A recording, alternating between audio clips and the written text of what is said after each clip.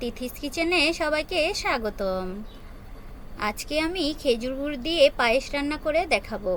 আমি খেজুরের গুড় নিয়ে এসেছিলাম শরীয়তপুর থেকে, তাই ভাবলাম একটু পায়েস রান্না করে দেখাই। দেখো বন্ধুরা, দেখতে কত সুন্দর হয়েছে আর খেতেও খুব ভালো হয়েছিল। আমি প্রথমে দুধ নিয়ে একটু ঝাল করে নেব।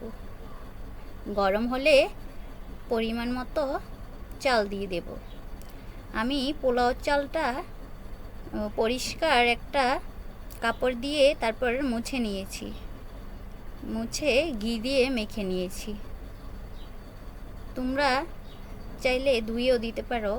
আমি পায়েস রান্না করলে এইভাবেই রান্না করি।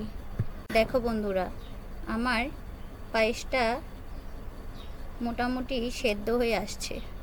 দেখো বন্ধুরা, দুধটা ঘন হয়ে গেছে আস্তে আস্তে জাল করতে করতে।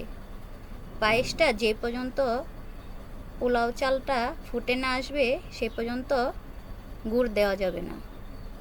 দেখো আমার চালটা ফুটে গেছে, সেদ্ধ হয়ে গেছে। তারপর আমি খেজুরের গুড় দিয়ে দিলাম, দিয়ে এবার জাল করে নেব। দেখো বন্ধুরা, আর সাথে কিশমিশ দিয়ে দিলাম। তোমরা তোমাদের পছন্দ মতো যে কোনো কিছু দিতে পারো, সাথে কাজু বাদামও দিতে পারো। আমি কিশমিশ দিয়েই রান্না করলাম। দেখো বন্ধুরা, দেখতে কালারটা কত সুন্দর এসেছে। আর খেজুরের গুড়টাও অনেক ভালো, দুধের মধ্যে দিয়েই রান্না করা যায়। দেখো বন্ধুরা, আমার পায়েসটা রান্না করা শেষ। দেখতে যেমন ডুবনীয় হয়েছে, খেতেও খুব ভালো হয়েছে।